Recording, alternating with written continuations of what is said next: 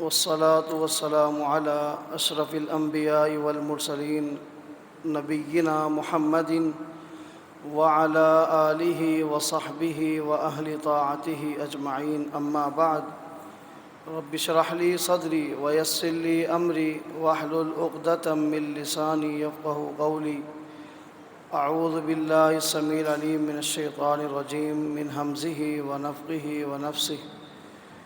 إن الذين آمنوا وعملوا الصالحات سيجعل لهم الرحمن ودا فإنما يسرناه بلسانك لتبشر به المتقين وتنذر به قوما لدا.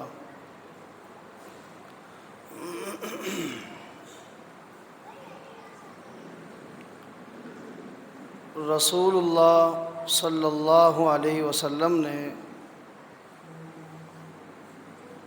اپنی امت کو آنے والے فتنوں سے متعلق، فتنوں کی سنگینیوں کے متعلق آگاہ فرمایا ہے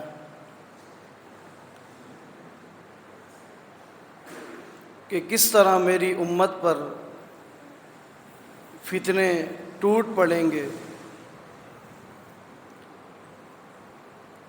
ایک دن نبی علیہ الصلوۃ والسلام مدینہ کے اندر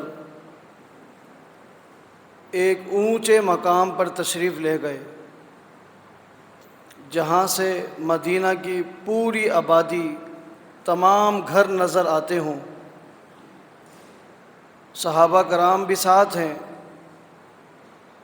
نبی علیہ الصلوۃ والسلام نے فرمایا کہ حل ترون ما ارا، میرے صحابہ کیا تم بھی وہی دیکھ رہے ہو جو میں دیکھ رہا ہوں؟ بات واضح تھی، پوری مدینہ کی بستی وہاں سے نظر آ رہی ہے. نبی علیہ الصلوۃ والسلام سے عرض کرتے ہیں اللہ کے رسول صلی اللہ علیہ وسلم، جو آپ دیکھ رہے ہیں وہ تو ہمیں نظر نہیں آتا. نبی علیہ السلام فرماتے ہیں کہ میں تمہارے گھروں کے اندر فتنوں کو اترتے ہوئے دیکھ رہا ہوں.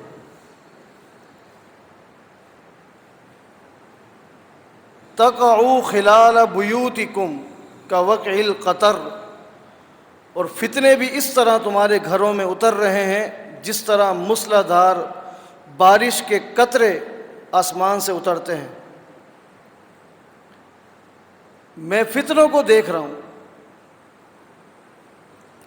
ایک حدیث میں نبی علیہ السلام فرماتے ہیں فتنے اس طرح میری امت پر آئیں گے جس طرح رات کا، کالی رات کا کالا اندھیرا ہو.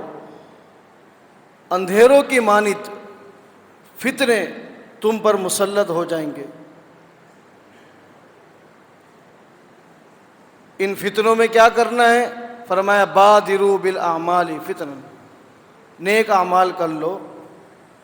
فتنوں کے آنے سے پہلے پہلے نیک اعمال کر لو.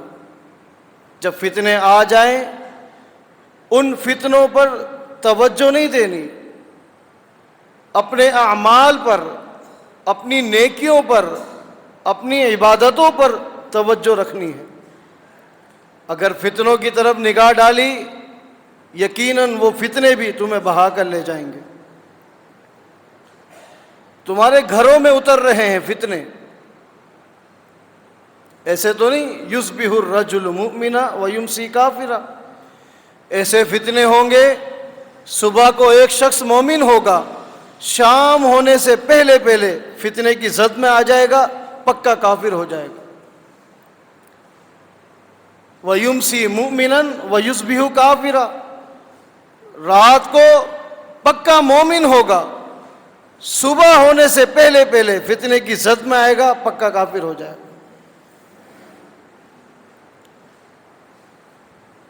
ان فتنوں میں، فتنوں کے متعلق نبی علیہ الصلوۃ والسلام ہمیں جو تعلیم دی ہے، اور آپ خود بھی یہ دعا فرمایا کرتے تھے، اللہم انی اعوذ بک من الفتن ما ظہر منہا وما بطن، اے اللہ ہر فتنے سے میں تیری پناہ مانگتا ہوں، چاہے وہ فتنے نظر آتے ہوں، ظاہری ہوں، چاہے وہ فتنے پوشیدہ ہوں، بظاہر ہمیں نظر نہ آتے ہوں، کسی بھی قسم کے فتنے ہوں، میں تیری پناہ میں آنا چاہتا ہوں۔ یہ دعا ہمیں یاد کرنی چاہیے۔ یہ پرفتن دور ہے۔ علامہ البانی رحمہ اللہ ایک حدیث لے کر آئے ہیں فتنوں کے متعلق۔ اگرچہ نبی علیہ السلام نے مختلف مواقع پر کبھی 2 فتنوں کے متعلق بتایا، کبھی 3، کبھی 5، کبھی 8، کہیں 6 کے متعلق ہے۔ یہ جو حدیث میں آپ کو سنانے لگا ہوں، اس میں 6 فتنوں کے متعلق آگاہی دی ہے، اور آگاہ نہیں دیا بلکہ ڈرایا گیا ہے۔ اس حدیث کے راوی ہیں عابس بن عابس الغفاری رضی اللہ عنہ۔ فرماتے ہیں کہ نبی علیہ السلام نے فرمایا کہ بادروا بالاعمال قبل 6، لوگوں 6 فتنے آنے سے پہلے پہلے اعمال کر لو۔ 6 فتنے۔ اسی حدیث کے دوسرے ترک میں نبی علیہ السلام فرماتے ہیں اتخوف علیکم 6، لوگوں میں بہت زیادہ خوف رکھتا ہوں کہ 6 فتنے تمہیں گھیر لیں گے۔ انہی فتنوں کے متعلق فرمایا تمنوا الموت قبل 6، لوگوں موت کی تمنا کرو اس سے پہلے پہلے کہ ان 6 فتنوں میں مبتلا ہو جاؤ۔ اللہ سے موت مانگو، موت کی آرزو کرو۔ آپ تھوڑا اندازہ تو لگائیں کہ فتنے کتنے خطرناک ہوں گے۔ ان فتنوں میں، ان کی زد میں آنے سے پہلے بہتر ہے کہ بندہ مر جائے۔ اگرچہ نبی علیہ الصلوۃ والسلام نے مطلقاً موت مانگنے سے منع کیا ہے۔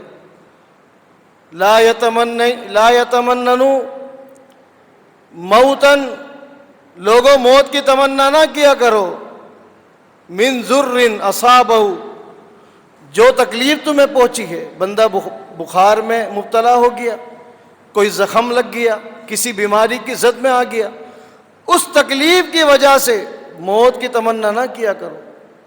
تھوڑی سی تکلیف ہوئی خودکشی کرنے لگ جاتے ہیں۔ بلکہ مسند احمد کی تو حدیث ہے، نبی علیہ السلام فرماتے ہیں اللہ تعالیٰ کسی شخص کو جنت میں کوئی مقام دینا چاہتا ہے، کوئی گھر جنت میں اعلیٰ درجہ دینا چاہتا ہے، لیکن اس کے اعمال اس قابل نہیں ہوتے کہ جنت کے اس اعلیٰ درجے پر اس کو بھیجا جائے، وہ اعلیٰ مقام اس کو دیا جائے، اعمال نہیں ہوتے۔ اب اللہ کیا کرتا ہے؟ کسی تکلیف میں مبتلا کر دیتا ہے۔ کوئی تکلیف آئی، کوئی بھی تکلیف ہو سکتی ہے، بندہ بیمار ہو گیا، حادثے کا شکار ہو گیا، معاشی بحران کی زد میں آ گیا، کاروباری حوالے سے نقصان ہو گیا، تکلیف میں مبتلا کرتا ہے۔ اب بندہ اس پر صبر کرتا ہے، صبر کے بدلے اللہ تعالیٰ جنت کا وہ مقام دے دیتا ہے۔ تمنا نہ کیا کرے، اچھی موت مانگنے کا حکم ہے۔ سیدنا عمر مانگا کرتے تھے اللہم ارزقنی شہادتاً فی سبیلک وجعل موتی فی بلد رسولک، اے اللہ مجھے شہادت کی موت دے۔ شہادت کی موت مانگے، اچھی موت مانگنے، اور موت بھی کہاں ہے؟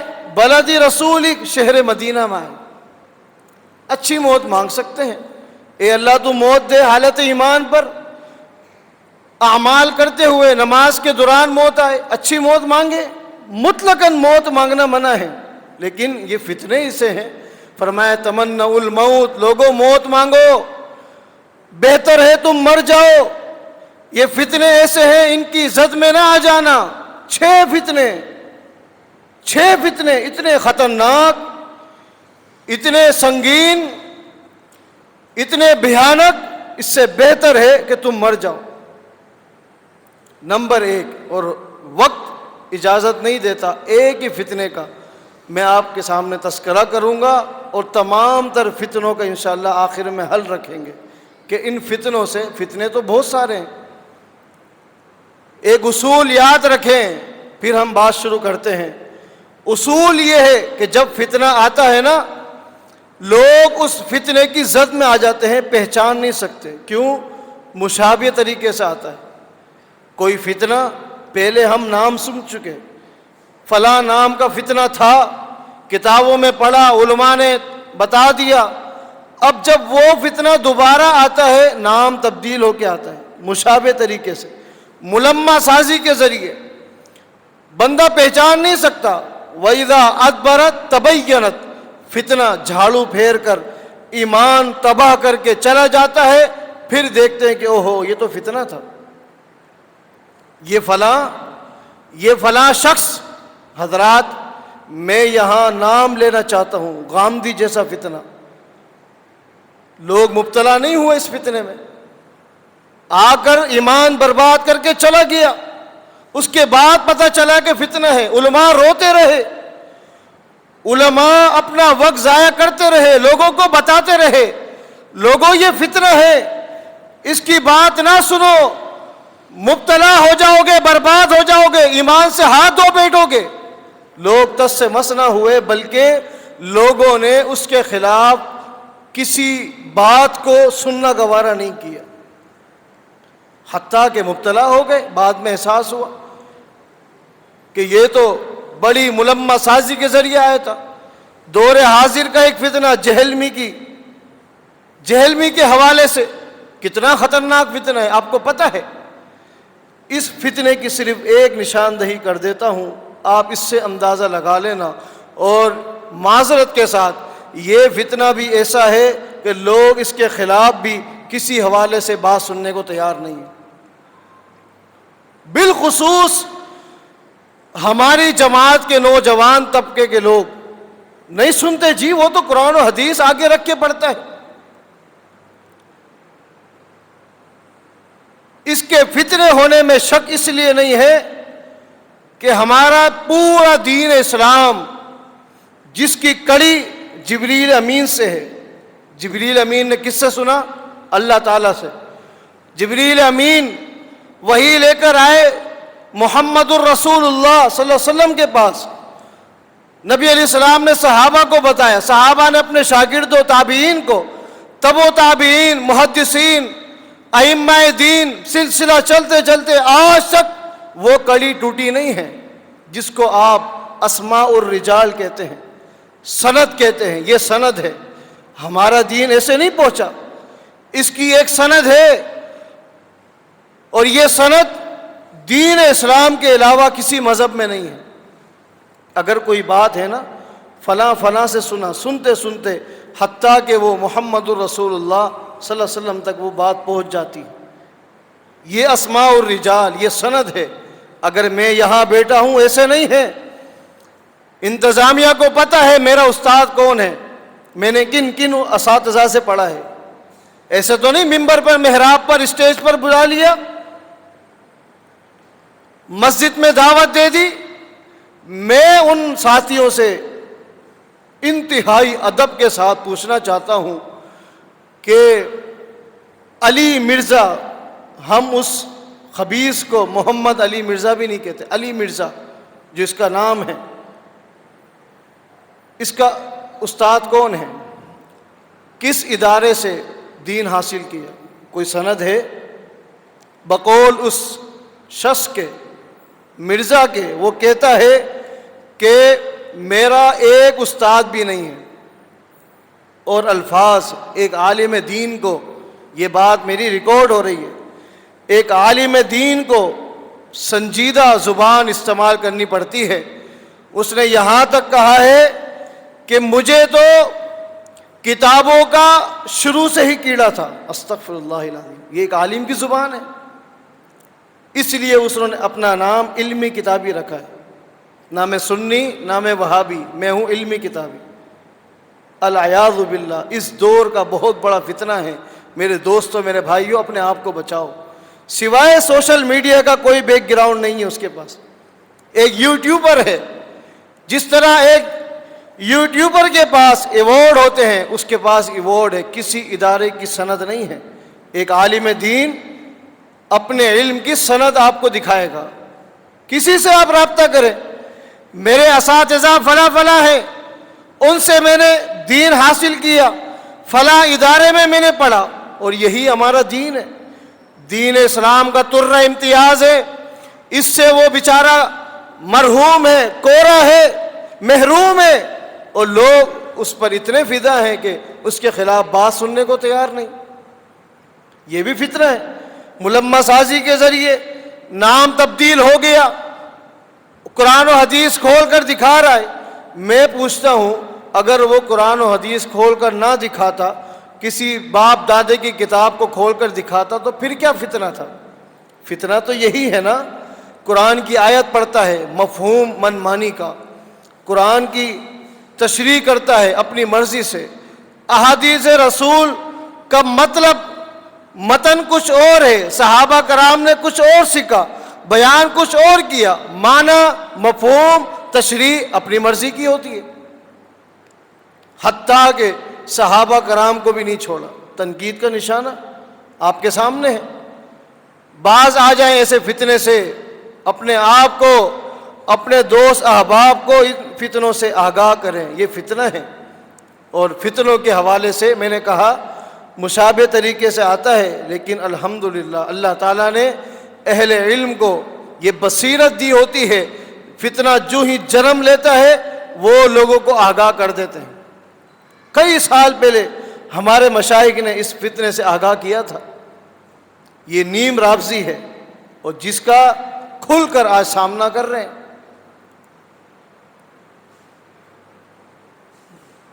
بات آگے نکل گئی.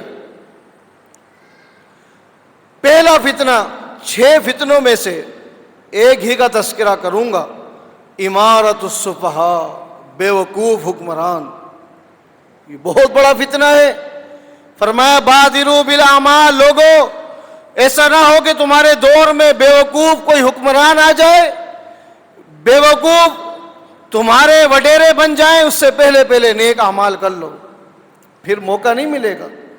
اگر آ بھی جائے تمہارے زمانے میں پھر اس پر توجہ نہ دینا، اس کے جلسوں میں شرکت نہ کرنا، اپنی نیکیوں پر توجہ دینا، اپنے گھر والوں پر توجہ دینا. تمنوا الموت، ایسے حکمران کے آنے سے پہلے لوگوں موت کی تمنا کرو.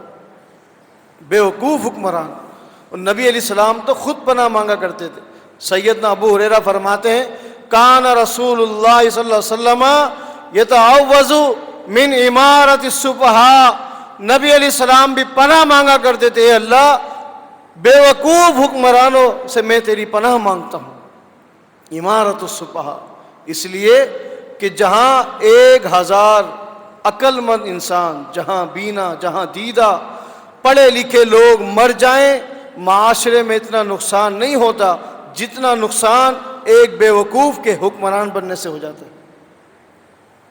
کیونکہ عوام کی مہار لگام اس کے ہاتھ میں. اب جہاں چاہے عوام کو لے جائے، ملک کو جہاں چاہے جس طرح مرضی آئے چلائے، دین دنیا معیشت معاشرت تباہ کر دے، چاہے عروج پہ لے جائے.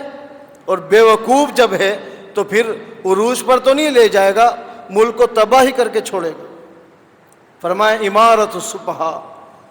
ایک صحابی ہیں سیدنا کعب رضی اللہ عنہ، فرماتے ہیں کہ نبی علیہ الصلوۃ والسلام نے مجھے فرمایا اے کعب اعاذک اللہ من امارت السفہاء، بے وقوف حکمران کے فتنے سے میں تجھے اللہ کی پناہ میں دیتا ہوں.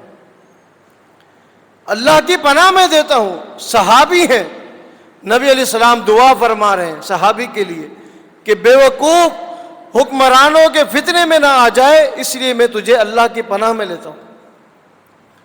سیدنا کعب کہتے ہیں میں نے عرض کی اللہ کے رسول صلی اللہ علیہ وسلم یہ جو امارت السفہاء ہے اس سے کیا مراد ہے؟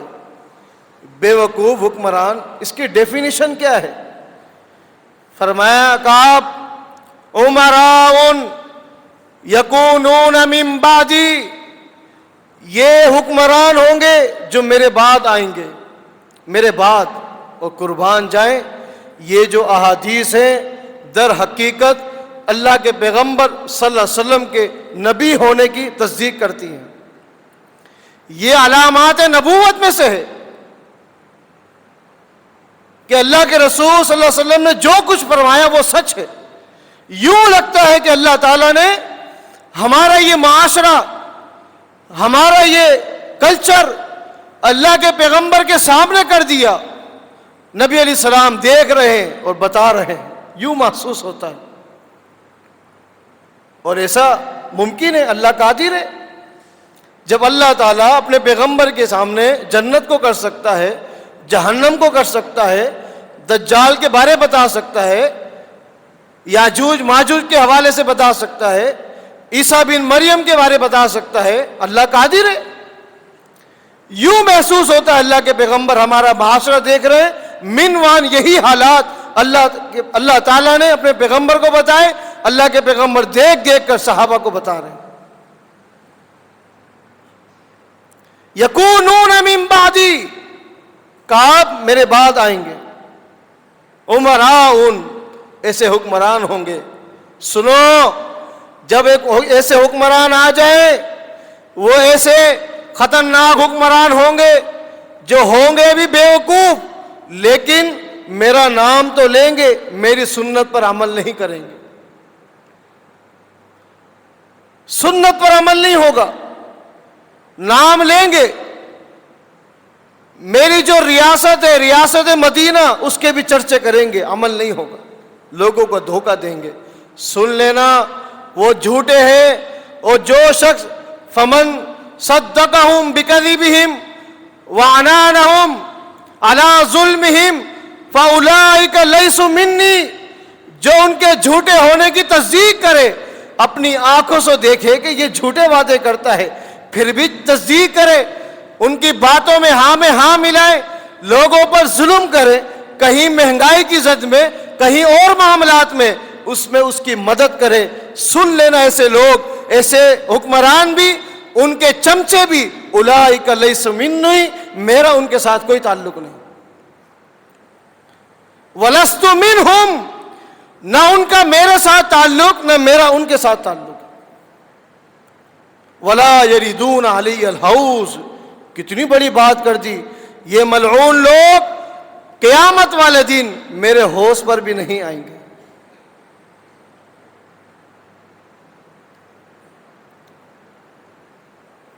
یہاں تو سوشل میڈیا کا دور ہے نا، جتنا کردار بیوقوفوں کا نہیں ہے، اتنا کردار ان کے چمچے نبھاتے تھے۔ جمعرات کو آپ نے دیکھا نہیں، جس وقت پیٹرول مزید مہنگا ہوا، میری اللہ کی قسم ہے، ساتھی جانتے ہیں، سیاسی حوالے سے نہ ہی میری دلچسپی ہے اور نہ ہی میرا مزاج ہے کہ میں اپنے دروس اور خطابت میں سیاست کو لے کر آؤں۔ میں آپ کے سامنے اللہ کے پیغمبر کی حدیث رکھ رہا ہوں، اور حدیث، قرآن اور حدیث سنانا یہی ہمارا مزاج ہے۔ اب حدیث اس کے مطابق ہے، حدیث ہمارے مزاج سے ملتی ہے، اس میں میرا کیا قصور ہے؟ میں تو آپ کو حدیث سنا رہا ہوں۔ جمعرات کی رات یوں لگتا تھا کہ سوشل میڈیا پہ جنگ ہو جائے گی، جس میں علماء بھی ہیں، عوام الناس بھی ہیں، کچھ ایسے ہیں جو ان کا دفاع کرتے ہیں، کچھ ایسے ہیں جو مرحوم کا دفاع کر رہے ہیں۔ مرحوم سے مراد آپ سمجھ گئے ہوں گے۔ یوں لگتا ہے آپس میں جنگ ہو جائے گی، نہ فائدہ ان کا ہے نہ فائدہ ان کا ہے۔ ڈلوانا انہوں نے بھی 209 روپے لی ہے، اور انہوں نے بھی، نون والوں نے بھی، کاف والوں نے بھی، لیکن آپس میں لگے ہوئے دفاع کر رہے ہیں۔ یہی تو ہے فمن صدقہم بکذبہم وعنانہم علی ظلمہم، وہ لوگوں پر ظلم کرے، ان کا ساتھ دے، لوگوں کو جھوٹی باتیں بتائے، ان کی تصدیق کرے، اولئک لیسوا منی، ان کا میرے ساتھ کوئی تعلق نہیں۔ ولست منہم، نہ میرا محمد کا ان کے ساتھ کوئی تعلق۔ جائے کرتے رہے، حوض کوثر بھی ان کو نہیں لایا جائے گا، دھتکار دیا جائے گا۔ یہ امارت السفہاء، یہ قرآن و حدیث ہے، احادیث رسول صلی اللہ علیہ وسلم جو اس معاشرے پر بالکل فٹ ہوتی ہے، نبی علیہ الصلوۃ والسلام کے فرامین کی تصدیق ہوتی ہے۔ فرمایا لوگوں، ایسا زمانہ آئے گا، ایسے سال آئیں گے، خطاعتن، دھوکے والے سال ہوں گے۔ جمع کا صیغہ استعمال کیا، 1 سال، 2 سال، 3 سال، مستقل سال چلیں گے جن میں دھوکہ دیا جائے گا۔ جو لوگ سچے ہوں گے ان کو جھوٹا کہا جائے گا، جو جھوٹے ہوں گے، چوٹی کے جھوٹ بولنے والے ہوں گے، ان کو لوگ انتہائی امین اور سچا سمجھیں گے، جو امانت دار ہوں گے ان کو خائن سمجھا جائے گا، جو چوٹی کے خائن ہوں گے ان کو لوگ امین سمجھیں گے۔ وَيَنْتِقُ فِيهَا الرُّوَيْبِضَةُ، لوگوں سنو، یہ پوری ایک ہی حدیث ہے، سنو، وہ دور ایسا ہوگا رویبضہ بولے گا، ینتقون وما ینتق عن الہوا، آپ نے آیت سنی ہے نا، یہ وہی ینتقو ہے، ینتق فیہا الرویبضہ، رویبضہ بولے گا۔ صحابہ نے پوچھا یہ رویبضہ کیا ہے؟ فرمایا الصفی، بے وقوف انسان، یتکلم فی امر العامہ، جو عام لوگوں کے معاملات میں بولے گا، اس کا کوئی لینا دینا نہیں ہوگا، عام لوگوں کے معاملات میں بیچ میں ٹانگیں اڑائے گا، یہ الصفی ہے، رویبضہ ہے۔ یہ نبی علیہ السلام کے فرامین ہیں فتنوں کے متعلق۔ دوستو بات آگے نکل گئی، امارت السفہاء، ایسے فتنے ہیں، ایسے فتنے نبی علیہ السلام نے بیان کیے ہیں، عقل دنگ رہ جاتی ہے، ہمارے اس معاشرے پر فٹ آتے ہیں، سارے فتنے آپ اٹھائیں اسی معاشرے کے حوالے سے ہمیں نظر آتے ہیں۔ اب ہماری کیا ذمہ داری ہے؟ بات آتی ہے ذہن میں، ہماری کیا ذمہ داری ہے؟ ایک مومن، فرمائے کہ مومن فتنوں کو دیکھے گا، وہ ڈر جائے گا کہ یہ فتنہ مجھے کہیں ہلاک نہ کر دے، ایسے فتنے ہوں گے، اور فتنہ ایک آئے گا، مومن بچ جائے گا، فتنہ گزر جائے گا، دوسرا فتنہ آ جائے گا، اور فتنے بھی پے در پہ ایسے آئیں گے، جب ایک فتنہ ختم ہوگا دوسرا فتنہ جو آئے گا وہ پہلے سے بھی زیادہ خطرناک ہوگا۔ ان فتنوں میں جو ایک نیکی کرے گا، نبی علیہ السلام نے فرمایا لہو اجر 50، 50 آدمیوں کے برابر اس کو ایک کو ثواب ملے گا۔ آپ اندازہ لگائیں، 50 آدمی کے برابر ایک نماز کا ثواب ملے گا تو فتنہ کیسے ہوں گے؟ اس وقت توحید کی بات کرنا کتنا مشکل ہوگی، سنت پر اتباع پر عمل کرنا کتنا مشکل ہوگا، حلال کمانا کتنا مشکل ہوگا، کہ ایک نماز، ایک روزے، ایک نیکی پر امر بالمعروف نہی عن المنکر کا کام کرنا کتنا مشکل ہوگا کہ 50 آدمیوں کے برابر اور قربان جائیں۔ صحابہ کرام نے پوچھا تھا اللہ کے رسول صلی اللہ علیہ وسلم، وہ جو 50 آدمی ہوں گے وہ ہم ہوں گے یا اسی حوالے سے ہوں گے، اسی دور کے ہوں گے؟ کیونکہ صحابہ کرام کو تو زیادہ ثواب ہے، ایک مٹھی جو خرچ کرے اس کے مقابلے میں ہم میں سے کوئی احد پہاڑ جتنا سونا خرچ کرے، نبی علیہ السلام فرماتے ہیں وہ ایک مٹھی کے برابر نہیں پہنچ سکتا۔ صحابہ نے پوچھ لیا، نبی علیہ السلام نے فرمایا کہ وہ منکم، تم ہو۔ 50 صحابہ کے برابر ایک آدمی کی ایک نیکی کو 50 صحابہ کے برابر، 50 صحابہ کے اجر کے برابر لکھا جائے گا۔ ان فتنوں میں میرے دوستوں، میرے بھائیوں، 2 کام کرنے ہیں۔ نبی علیہ السلام فرماتے ہیں کہ وَإِنَّ أُمَّتَكُمْ هَذِهِ، لوگوں یہ میری امت، تم لوگ، ان عافیتها اولها، پہلا کام یہ ہے ہر وہ شخص، ہر وہ قوم، ہر وہ دور کے لوگ عافیت میں رہیں گے جو محمد کے صحابہ کے دامن کو تھام لیں گے۔ ان عافیتها فی اولها، پہلے دور کے لوگوں کو تھام لیں گے۔ نبی علیہ السلام نے یہی تو فرمایا تھا کہ 73 فتنے، باقی سب جہنم میں، ایک کا حوالہ دیا وہی الجماعت، اس کی حیثیت جماعت کی ہوگی۔ فرمایا وہ جنت میں وہ کون ہوں گے، ان کا تعارف کروایا، ما انا علیہ واصحابی، جس پر آج میں ہوں اور میرے صحابہ ہیں۔ آپ دیکھیں اس معاشرے میں میڈیا کا دور ہے، جو دین اللہ تعالیٰ نے اپنے پیغمبر پر خالص بھیجا تھا اور جو خالص دین اللہ کے پیغمبر نے صحابہ کو بتایا تھا، اس خالص دین پر صحابہ نے عمل کیا۔ آج بھی زمین کی پشت پر وہ جماعت موجود ہے، شرط یہ ہے کہ آپ تلاش کرنے نکلیں۔ آپ تلاش تو کریں، آپ کو ملے گی۔ فتنوں سے بچاؤ کے لیے بھی، جہاں جہنم سے بچاؤ اس جماعت کا دامن تھامنا ہے۔ اللہ کی قسم، دنیا کے اندر جتنے فتنے ہیں تمام فتنوں سے بچاؤ کا حل بھی یہ ہے، ان عافیتھا فی اولھا، صحابہ کرام کی جماعت جیسا عمل کرنے والے، نماز پڑھنے والے، روزے رکھنے والے، دعوت اور جہاد کرنے والے کون ہیں آپ تلاش کریں۔ وآخرہم، آخری زمانے کے لوگ، مصیبہم بلاؤں و فتنہ، آخری زمانے کے لوگ تو مصیبت میں ہوں گے، ان کو فتنے گھیر لیں گے۔ پہلے زمانے کے لوگ، صحابہ کرام جیسے اعمال کرنے والے لوگ عافیت میں آئیں گے۔ اپنا مزاج صحابہ جیسا بنائیں، اپنا کردار، اپنا اخلاق، اپنی خوشی، اپنی غمی جماعت صحابہ کی مثل بنائیں، اس میں عافیت ہے، فتنوں سے بچاؤ کا حل ہے۔ دوسری بات نبی علیہ السلام فرماتے ہیں، لوگوں ان فتنوں سے بچنا چاہتے ہو، وہی شخص ان فتنوں سے بچ سکتا ہے وَهُوَ يُؤْمِنُ بِاللَّهِ وَالْيَوْمِ الْآخِرِ، جس کی موت اس حال میں آئے اللہ پر ایمان بھی ہو، یوم آخرت پر یقین ہو، بس وہ کامیاب ہے۔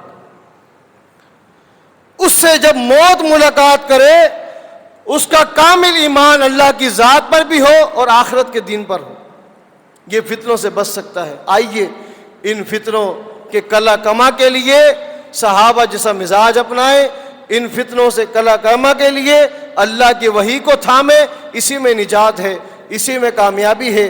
دعا کریں اللہ تعالیٰ تمام تر فتنوں سے، جو ظاہری ہے، باطنی ہے، جو دعا اللہ کے پیغمبر نے صلی اللہ علیہ وسلم نے ہمیں بتلائی ہے، خود بھی پڑھا کرتے تھے، میں ایک مرتبہ پھر دہرا دیتا ہوں، اللہم انی اعوذ بک من الفتن ما ظہر منہا وما بطن۔